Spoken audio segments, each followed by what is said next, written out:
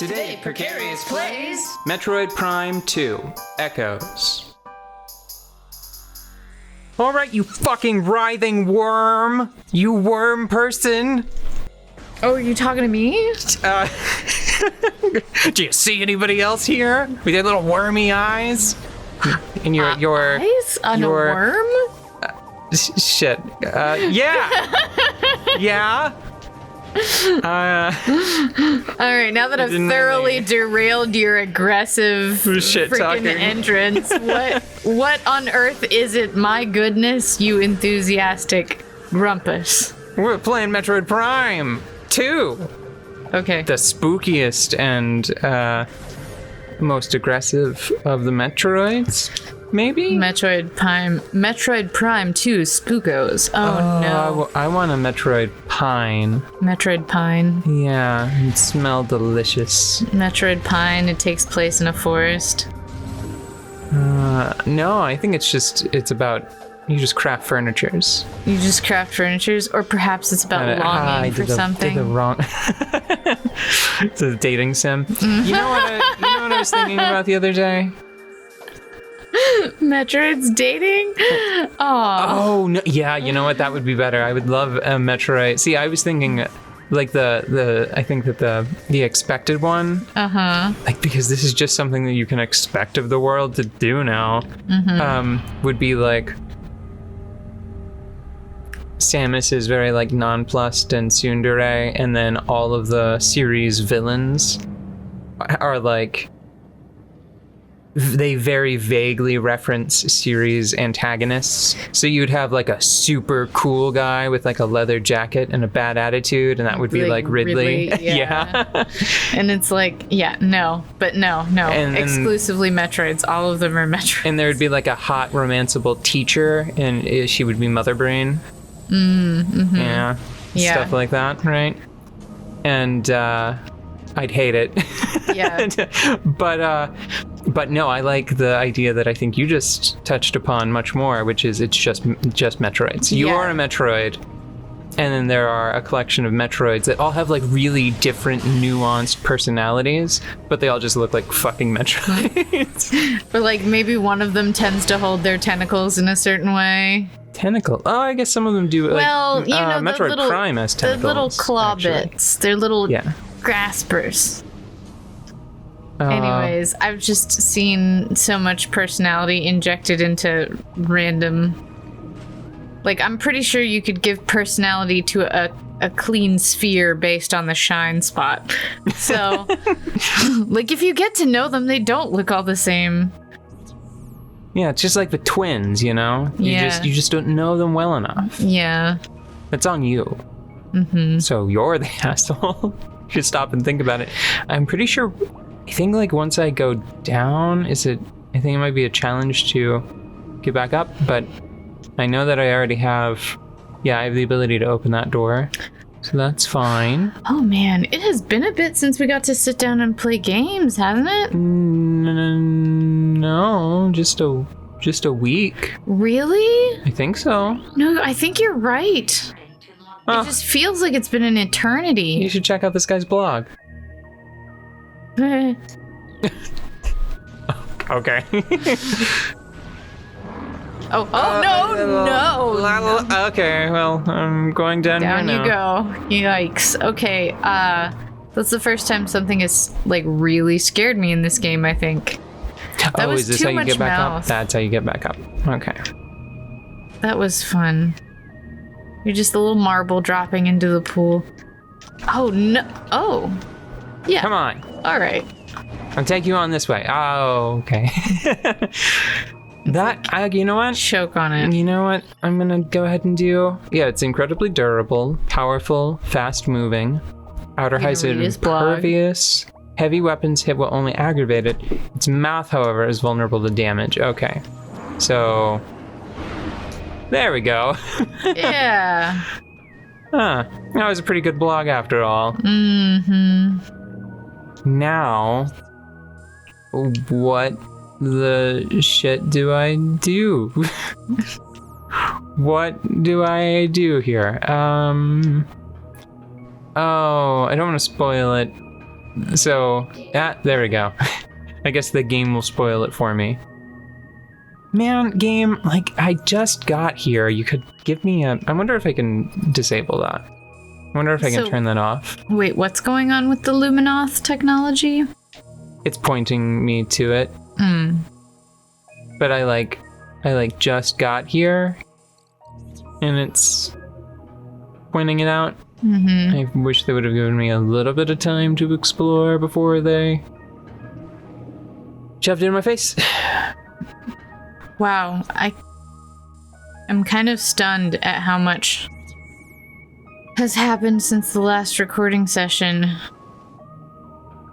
I'm having... Do you ever feel like time is broken? Yes. It's just not flowing the way that you might... Did you just ride a little sweet cloud of bubbles up?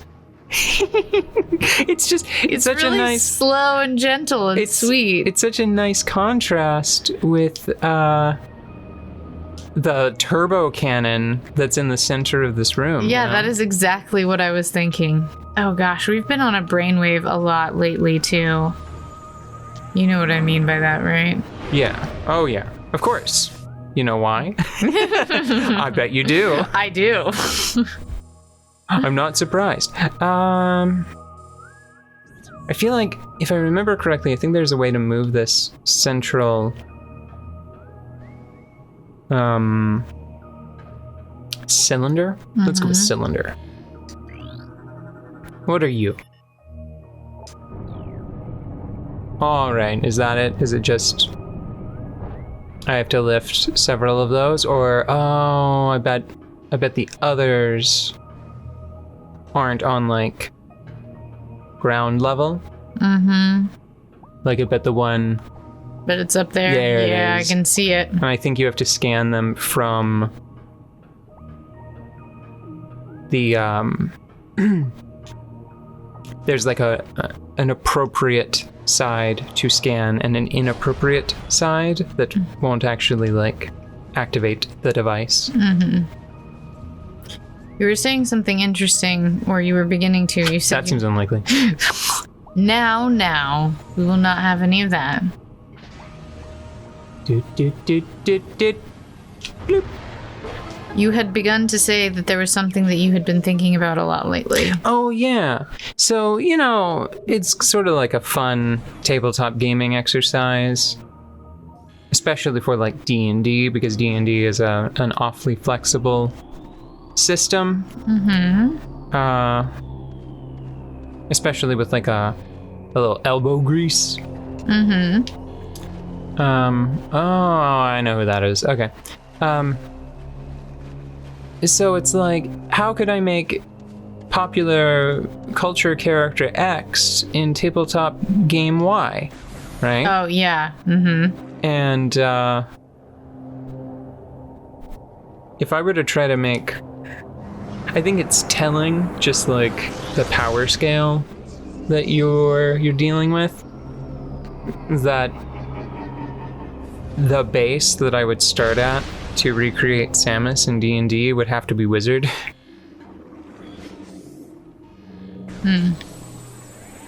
Yeah.